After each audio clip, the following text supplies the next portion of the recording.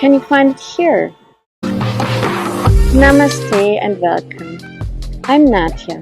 On this channel, we don't escape the real world, we decode it. I take the raw, unscripted moments of my life here and analyze them to help you redefine yourself. Let's see what the chaos taught us today.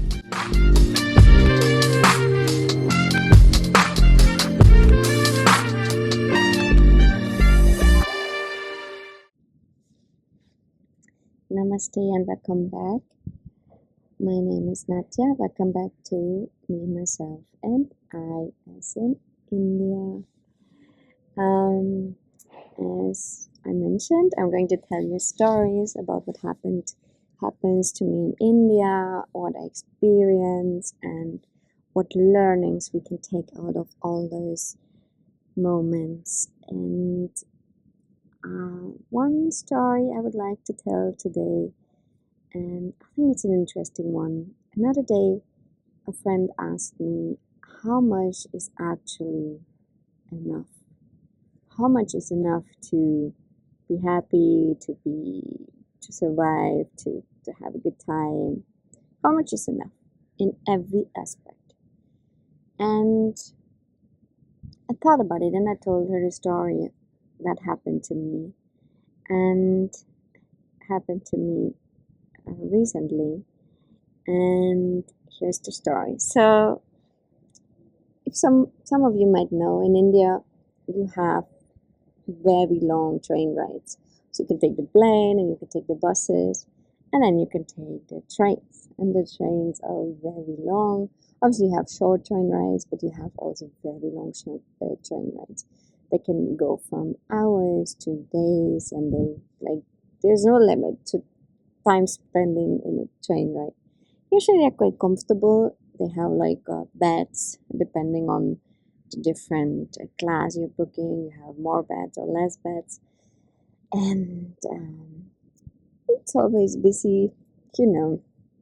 And usually it's overnight, not always, but in many cases it's overnight, so you can sleep. And I always go very well prepared. I always take my toilet paper. This is like a standard go-to thing, toilet paper for me. Then I take a book and a sweater and some disinfection gel and a lot of things. Some socks. I'm always coming very well prepared. And a charger, everything you could possibly need, some water, all of it. And so what happened is that we were in Mumbai, and for the ones who do not know Mumbai, it's very big, but it's also very crowded. And most important, there's a lot of traffic. And if you have to move from point A to point B, and they're maybe not so much apart, but the traffic is just getting crazy. So you need to have a lot of time. You always need to calculate a lot of time to move around, and we did so, but it was not enough time. So what happened is that I was at the train station, and my husband was meant to get the suitcases from our Airbnb where we stayed, which was not far away, but the traffic got too crazy. And so, because the train station was in the middle, we went to one place. He dropped me at the train station, and then he went to get the suitcases, and he came back. But he didn't make it in time for that train. And believe me, guys, there was a lot of time. 3 hours. He had 3 hours time to come back to the train station, where usually it takes 1 hour, 1 hour and a half, and it should have been fine. But he didn't make it. And I was just with my little bag. In fact, I have it here. This was my bag, and a very small one, and I had my phone inside. No charger, of course, and that's it. That was what I had. Some money so that was fine. And yeah, I was not alone. I was with my mother-in-law and me. And my mother-in-law, she had her purse, which was a little bit bigger than mine, and I had my small bag.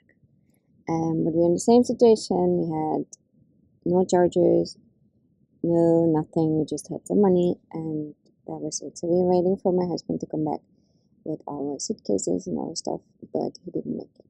And the train ride was 20 hours. Okay, my friends? So I was like, okay.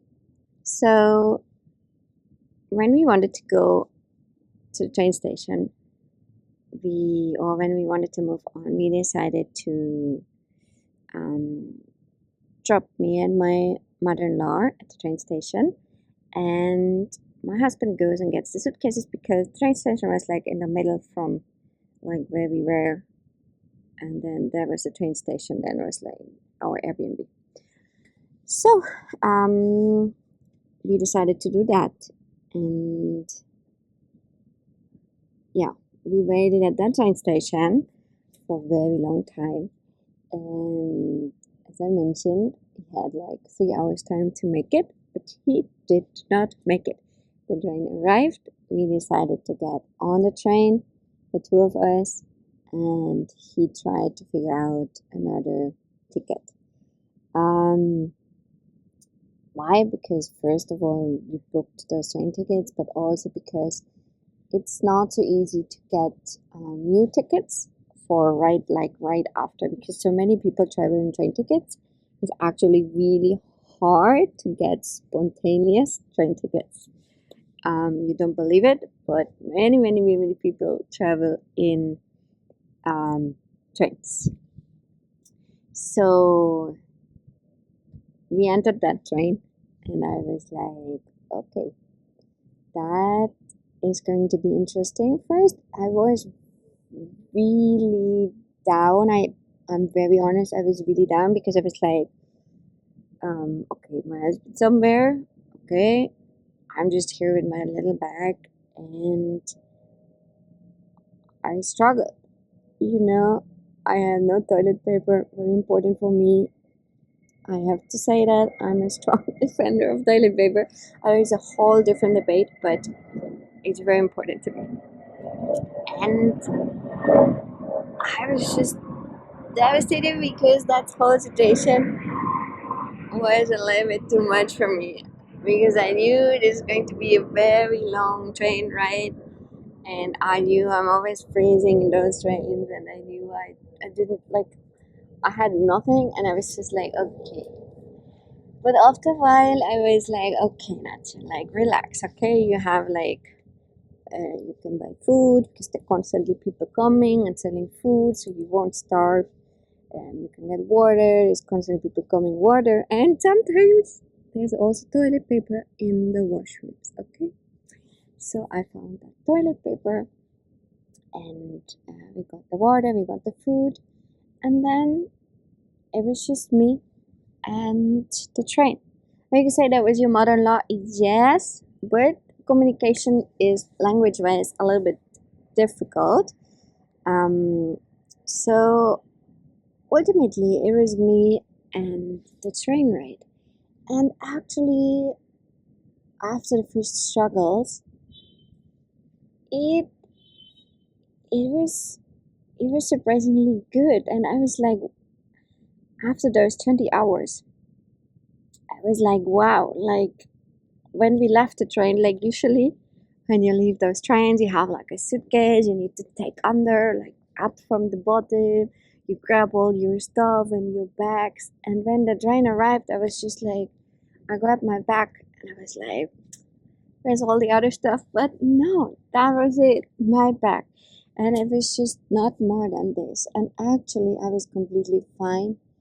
So, like, sometimes we think like we need to have a lot of things. Obviously, all those things make your life more comfortable, like having a lot of clothes, having an additional sweater, like having socks or toilet paper. You like, I don't know, all of this stuff makes your life more comfortable. But really, do you need it to be fine? Actually, you don't need it because, if I would have had my sweater, but my husband still would have been far away, and I still would have been like very crazy inside and freaking out because all my stuff is somewhere and I don't have what I want right now, or I don't have a phone charger or whatever, then even though I would have all this stuff with me, I would not be fine. So, what really matters is that you're fine with yourself, whether you have a lot of stuff with you or very little stuff with you. When you're fine with yourself with that much or with that much, then you're fine with that much or that much, and you find what I think is that way. When you have very little and you're fine with yourself, you're fine with when you have more.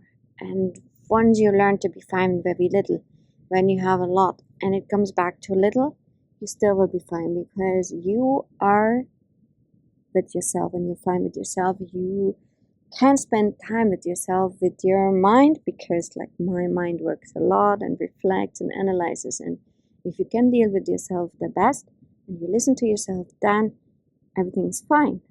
Even on a 20-hour train ride with nothing more than a small pocket or a bag. And this was a very big lesson for me that actually you don't need much to be fine. Not to be like happy, because it's a different thing, but different topic altogether. But ultimately maybe not, because happiness also should come from the inside if you're truly happy with yourself,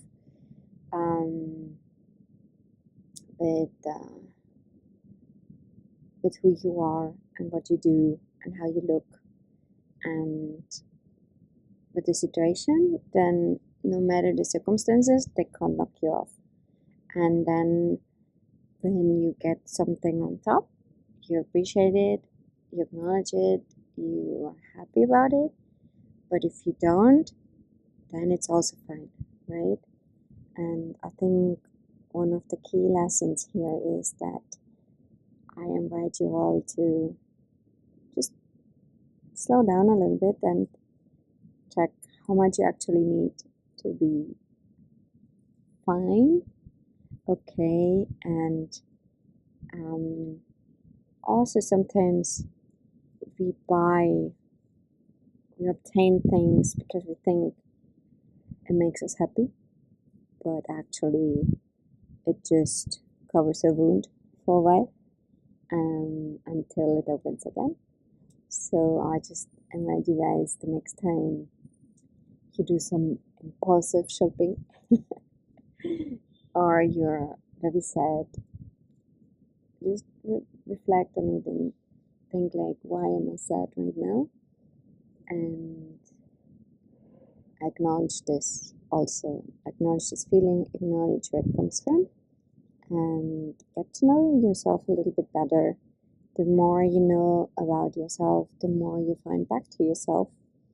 And I do believe that this is the most important thing, because we only have us. Like, this is like what we have. This is a guarantee. You're always with yourself. Like, everything else around is not really guaranteed. It's not a guarantee. It's not a given. And unfortunately, it can all go. So, but you will always stick with yourself, so you should be your best companion during your whole life. And you should acknowledge yourself, you should love yourself, and you should get to know yourself. And I know this hurts sometimes, and I know that is hard, and I know we don't like this, but believe me, when you start digging and when you start removing all those layers, you will find that gem that is inside you, and everyone has that gem. And yeah, this is also what I love to do in other area that I have in Shabala Redefine Yourself, where I help people to uncover these layers and reveal the gem they have inside. But this is not the topic of this talk here. I really invite you to start listening to yourself, to reveal your true self and find that gem that is hidden inside. And don't panic next time you forget your suitcases and you have to go on a 20-hour train ride. That is a key message for me. And don't panic, because everything's going to be fine. It's how you face the situation. And I truly believe that the universe or God or whoever you believe in, you want to call it, I call it universe, but I do believe it's all one, will not make us struggle on purpose. I'm convinced of this, that all situation, good or bad, has a lesson for us, a learning for us, and something good in it. And for example, my husband, that situation, we met each other after a long time, and when we met each other, we just boom started fighting for no reason, like literally had a very, very bad start. And I do believe that the universe said, you know what, we said, let's do this again.